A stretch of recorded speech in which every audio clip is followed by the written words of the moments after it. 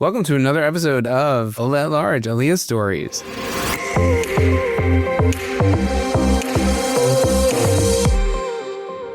And welcome back to Ola at Large, Aliyah Stories. This is David Levine, and on this episode, I am really excited to have Eric Levitz. Eric Levitz is the founder of the biggest religious treatment center here in Israel, and it's my honor to have him on the podcast and hear his Aliyah story. Eric, welcome to the podcast. Hi, thank you so much for having me on. I'll make one correction. I would say it's the biggest English speaking in the country. All right, even better. Okay. Before we get into what you're doing now here in Israel, let's talk about your Aliyah journey. So, how old were you when you made Aliyah? I was 26. And when did that happen? How many years ago was that? In February, I will have been here for 10 years, and my Aliyah date was June 8th of 2016. Okay, so where were you living when you made Aliyah? I was living in Cleveland, Ohio, right outside of Beechwood. Is that where you were born and raised? Son, I've been all over the place. I was born in New York, moved to Cleveland when I was 7. Then I lived in Montana for 3 years, then back in Cleveland, then in Charleston for a year, then back in Cleveland for 5, and then ultimately now in Israel for 10. Amazing. What made you make the choice to make Aliyah? What did it for you? I would summarize it as a faith-based jump with nothing stopping me. I was at a point in my life where I wasn't bound to anything, didn't want to continue my current career. I was single, and I just did it kind of blindly, never even living here. Had you visited here before? For 10 days. Hi. I went on a birthright trip by myself, came back, packed my things, and was back within a month and stayed. I didn't actually come back home for 2.5 years because very shortly after moving here, the AZ house opened. I had met my now wife, and I was not trapped here, but got absolutely blasted with all kinds of unforeseen responsibilities and opportunities. And yeah, it was very crazy how it all went down. So when you moved here, did you have support? What did your family at home think? Did you have support here on the ground when you landed here? Did you use Nefesh B'Nefesh as an American? That's a typical resource. How did it actually work for you? I can give you short answers, or I can walk you through. Give me the story. You want the story? All right. So, okay, I'll walk you through the whole thing. Basically, it starts maybe 6 months before I moved here. I was living in Cleveland. I was, working very much all the time at this restaurant. That's what I did for my adult life until I moved to Israel. And ultimately, this relationship ended. It kind of created this huge vacancy and made me reevaluate what was important to me and who I was and what pieces of myself I needed to work on. And I ended up volunteering at a few different treatment centers a couple hours a week for the next few months and wrenching on motorcycles. I rented a stall at a motorcycle shop and rebuilt an old bike that I had and just was trying to find myself and ultimately signed up to go to Birthright. And my mother, I was spending a lot of time with my parents. It was a very difficult time in my life. And I was spending time with my parents, talking to them all the time. My mom, I don't know if she remembers this, but she told me I was going to move here before I even went on the trip. And I'm very close with my family, love my family, and they're supportive of anything that me or my brother does, as long as we're healthy, happy people. And, I'm very grateful to them for always being there for me and my brother. So I go on this trip, and like day 3, like I'm looking for something new. I'm looking for something different. And I got exposed to the perfect people. There was a soldier on my trip who was just an amazing person, very friendly, not typical city. She was from the Modin area, Hashmonaim. Yeah, that's where a chunk of my family lives, actually. Oh, yeah? Yeah. Yeah, so it was just, I ultimately ended up meeting her family. They were such wonderful people. And for better or for worse, I assumed that the entire country was like them. And I was like, this is an amazing place. I'm moving here. And so like day 3 on her, no, that was after the fact. But during the trip, I just met so many people. I had so many wonderful experiences. It was so different from all of the nothingness that is the United States. And I was at a point where I could try anything out. I could do whatever I wanted. And I said, like maybe day 3 or day 4, I said to her and I said to a few other people, I'm like, I'm going to move here.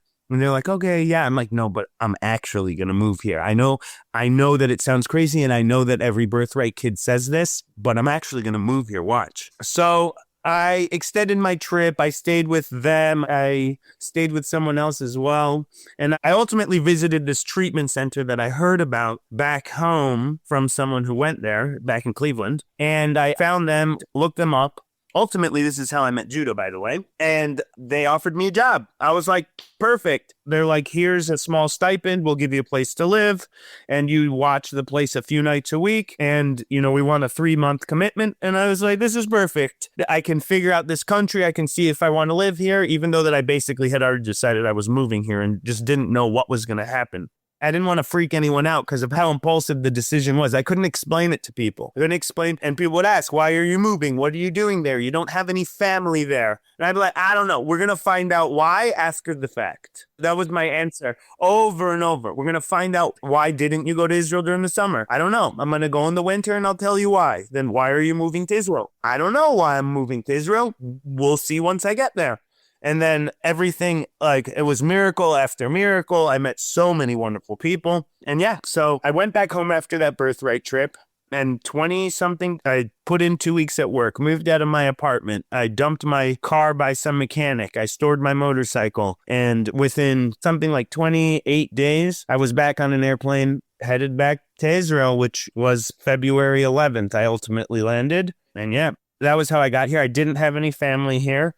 I had no connections other than that I had this place to stay and I had food to eat. I came here with a couple suitcases and very little money. And yeah, the rest is history. But it's that Israel has definitely been very good to me. And I definitely am so grateful and happy and proud to be Israeli and to live in this country and to be able to serve this country in the capacity that I do and the Jewish people and the Jewish world. It's been nothing but miracles and love and happiness, even though that it's not always easy. Wow. Okay, so much to unpack there. So give me a little bit more about your journey with the treatment centers and the English language one, AZ, that you have now. Is that the same as the one that you had started here with, or is that something that happened after? Walk me through that. Okay, so that also kind of starts pre-Israel. Everything really. We'll start with my personal experiences. Around 12, 13, I started experimenting with drugs and alcohol. Ultimately, it got worse and worse. 16, my parents sent me off to a boarding school. That's how I ended up in Montana. And then when I came back, after my parents spending hundreds of thousands of dollars, which never works for anyone, by the way, because the solution is very simple and you can't buy it. I came back and the problem was worse. I came back when I was 18 and for the next 5 years, it got worse and worse and worse, ultimately till I was almost on my deathbed. And once all the resources were gone and my parents basically, rightfully so, there was nothing left to do except for pray. They were informed about some place that had been in their backyard the whole time, which was free of charge. And they took me there, basically dropped me off. I met the people there. And for some reason, they won me over very quickly and turned my life around even faster. And it's unfortunate that families, parents, people don't know that these types of places exist. They're constantly sold the most expensive options. And statistically, a person will go to 5 of them before they get better. I got taken to this place after going to all these other places. And, within a short while was into the next chapter of my life. Wow. So I spent the next, and I love these places. I love the people that run them.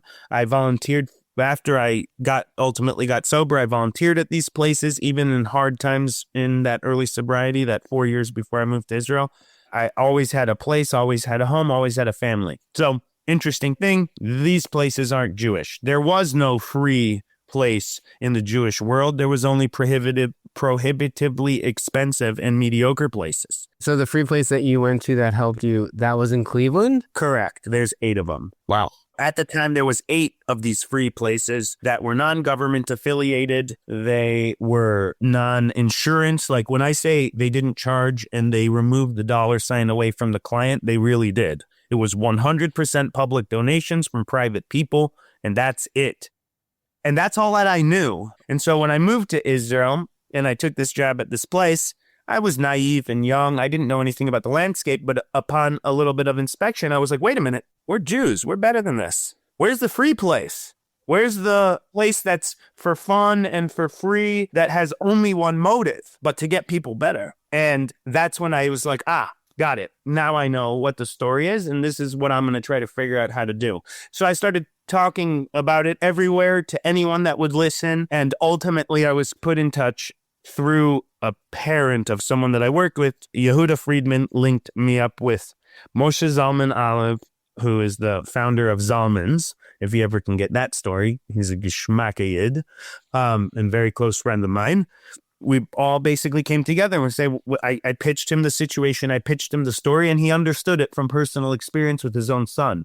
He said, I've spent all kinds of money in every direction, and the one place that my son actually was happy and actually did something was when he was by the Goodwill. And this was the only place that didn't ask me for any money or require me to do anything in order for them to help my son. So that's where this came together, and that's where and why. We're not only the biggest English-speaking treatment center in Israel, we are the only free kosher and Shomer Shabbos treatment center in the Jewish world. And, we have 41 beds. We expanded last year, and stay tuned because, the fund's just starting. We keep going past our statistical capacity per year, per month, if you follow what I mean. And it's really an amazing community, amazing place that, I'm very grateful to be a part of, and it's really doing amazing work. When it comes to even Jewish treatment in the United States, there's a few clinically based places here and there. They're not 100% Jewish. They're having to also compete with the fact that in order to exist, they have to take people that don't want to be there. The average treatment center environment, half the people don't want to be there. They're being forced there by one way or another, and the places must accept them because if they don't, they can't exist. They need that tuition in order to exist. They need that insurance ticket in order to exist. So their environment and program is based and structured around a community of unwilling participants. By us, we don't have that. We can control who comes in.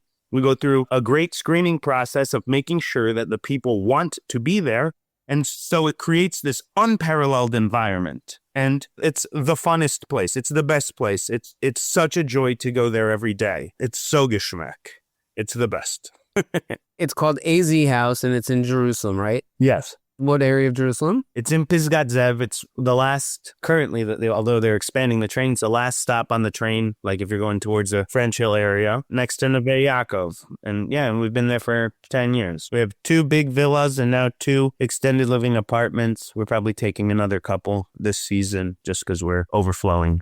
All right, so how long before you were able to found AZ House? How many years were you here and then you started AZ House? 6 months. Oh, wow, that was fast. So you hit on this right away. Oh, I also had already met my wife. Amazing. Where did you meet your wife? I'll tell you. So it is a really funny story, and I just want to give the shout out because I'm always fascinated because I have no recollection of it. Basically, I go to meetings, 12-step meetings, and like my 5th day here, I went to a meeting and there was this girl there who happens to be my wife's best friend. And her story is that I looked lonely and I had no friends. And so she made a point of being my friend. And she also says that day 5, I introduced myself was, hi, I'm Eric Levitz. So-and-so place that I'm working at's gonna close and I'm gonna open a treatment center. And I don't believe that I said that to her. That's her story. And anyway, ultimately a few months later, she had a meal at her house and I went, and that's when I met my wife. Amazing. And so I would say the 12-step world and recovery even united me with my wife. It did everything for me. It gave me a life. It gave me friends. It gave me my family back. Every dream that I could have ever thought of, and many, many, many more dreams that I couldn't have thought of have come true because of my decision to get sober. And my wife being one of those miracles and blessings. And is your wife Israeli born, or is she also an Aleh? So she was technically born a citizen because her father lived here for 5-6 years in his youth, but he's ultimately American and she's ultimately American too. She speaks Hebrew with an American accent, and she did make Aliyah like a returning citizen around the same time I did. So we've been here basically the same amount of time. See, we both came to Israel to meet each other, you know? Absolutely. And so within 6 months, you're starting this venture. How is your Hebrew? It's mamash lo tov. Still after 10 years. It's logishmak.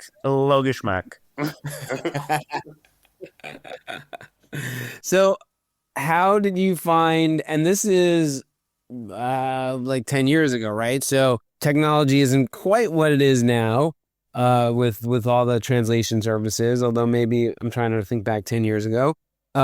How was it to start your own business here? And I'm asking that because people want to make Aliyah and they don't know what to do and they don't know if they're going to find a job. And you charted your own path with very low Hebrew skills and no connections here. I think it's like, man, this is a whole podcast within itself. This is that I would say it is difficult here to some degree. Everyone does speak English to some degree. It depends on your professional background.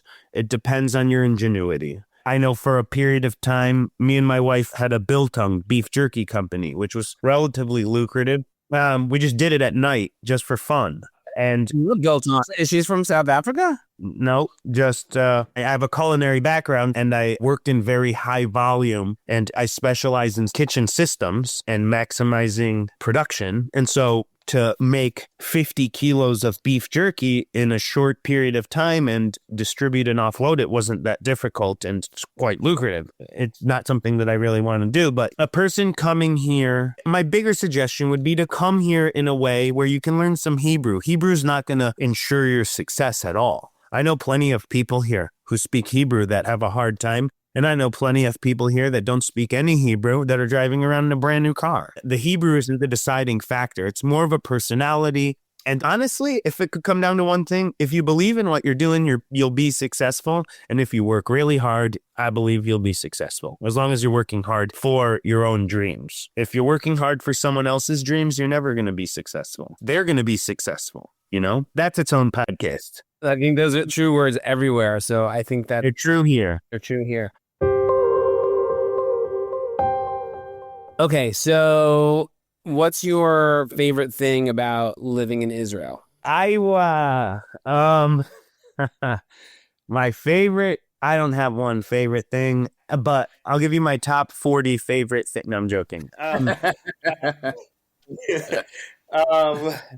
live right by the Hizmet checkpoint, and anytime and every time that I can, jump in the car, jump on my motorcycle and go out into, I guess, the unscorched earth, the barren land of Israel and drive through the mountains. I'm 10 minutes from being in mountains and I'm 25 minutes from jumping into the Dead Sea. So I love just going out in that area and into that nature, which ultimately brings me and just, the beauty of it all. And I ride my motorcycle a lot all over the country, right? Not so much the last year or two, been very busy, but I've done tens and tens of thousands of kilometers, miles around the country, every angle, every border, every pothole. And that's been one of my favorite things. But ultimately, more than that, because I moved here and the thing that attracted me to this country was that it didn't really matter what I did professionally. It felt like people, at least back then, and I still think so today, people judge each other on who they are. Like if you work in a grocery store or if you work at a fast food restaurant or a shoe store, this isn't how people are judging your character. It comes down to who you are. And I really felt that. And this isn't a materialistic and prestigious place. And I felt that, which ultimately brings me to my favorite activity. I like to sit and talk and schmooze with the friends that I've made here, the many, many friends that I've made here. I like to hang out, drink coffee, sit in the shuk, do nothing. As much nothing as I can do is what I want to do, and I love doing it here. The people here are great. Just talking to all the different people that live here. I'm friends with a shop owner up the block. I see him at least 3-4 times a week. He has a hardware store. He speaks almost no English, and I don't speak Hebrew. I hang out with him for hours a week, literally. And so I have found my way and my connection with people without the language being a barrier, because it's something about the underlying connection. And like, who cares how much stuff I have in whichever house that I have, or which car I drove to ultimately get to wherever it is that I ended up? What matters is who I'm with. And this country is full of the best people to be with. Amazing. Let me ask you one more question about AZ House. So first off, it's only for men, right? No. Is there also a women's center or a women's treatment option? We do not have a women's treatment option yet. I don't know if that will ever happen in Israel, at least not by us, based on the type of staff that we need to run our model. It's not so simple. Yeah. And quite demanding. Yeah. But you were going to ask? Yeah. So for the AZ House Treatment Center, if someone's interested, they can come from anywhere. If it's English speaking, I'm guessing you get people from all sorts of places around the world, or primarily the U.S. Where are people coming? Well, people are coming from all over the world. We've had people come from every Anglo-speaking place. And we, at least 50% of the people in the treatment center now are from out of the country. And some of them make aliyah. Some of them go, we have a guy that just went to the army. We have another one going to the army in a few months. You know, we're not Zionist in that regard, but the truth is that a lot of guys come here and start the best chapter of their life here, and they stay for a while, if not forever, you know. So it's not only for people in Israel, although that it is, the common denominator is English, you know. Right. Everything's done in English. Right. The other thing is that it's not, at the beginning you said it was a religious place. I wouldn't call it a religious place. It's not our program isn't religious. I would say the facility is kosher, Shomer Shabbos. We do all of the chagim, you know, in a religious way, you know, in a firm way, but it's not compulsory. And our goal is not to force people into religion, to force people a certain brand of religion. It's an adult place, and adults shouldn't do that, in my opinion, to each other. It's not fair to them, and it's also kind of counterintuitive if you really, really have a long think about it. Yeah. Who am I to tell another person exactly what they're meant to do or believe in that regard? I know where I hold. I know that I'm a religious person. I know I have a religious home, but it's not our goal. Our goal is to help people get better, and for anyone to be able to come to us, whether you are Hasidish or you are Reform or you think you're an atheist or whatever. And, you know, we are a chapter in people's lives. We are not the whole thing, you know, and, you know, our goal is just to be helpful to everybody.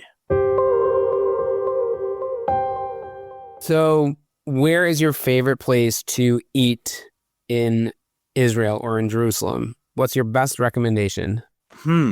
My best favorite place to eat, the thing that jumps into my mind is a place called Anthony's. It's a pizza shop behind the City Hall area, the City Hall train stop, which is right near the old city where you'd get off the train there. They have these great fancy pizzas. It's not New York style pizza. It's a French style or Italian. I think it's a French family that learned to make pizza in Italy, and it's the best. It's really wonderful. Amazing. Yeah. Terrific. Sorry. And my thing that I would say to anyone is, it's a wonderful country, and being Jewish in Israel is unlike anywhere else in the world. And I don't know how to describe it. It's something to experience, and it's something I don't know if you can experience it without living here. You can come visit and you'll be like, oh, yay, it's great. Living here really unlocks what it really means.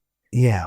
Yeah, I agree. I completely hear you. I mean, that's also kind of like why I do this podcast, is because it's my way of like just getting it out of my head and out of my system, and being able to connect with people who have had a similar experience and just share it with people, so that, especially now, I mean, I feel like there's going to be, I feel particularly in New York, I feel like there's going to be a lot of people that are going to be seriously considering making Aliyah, given an election.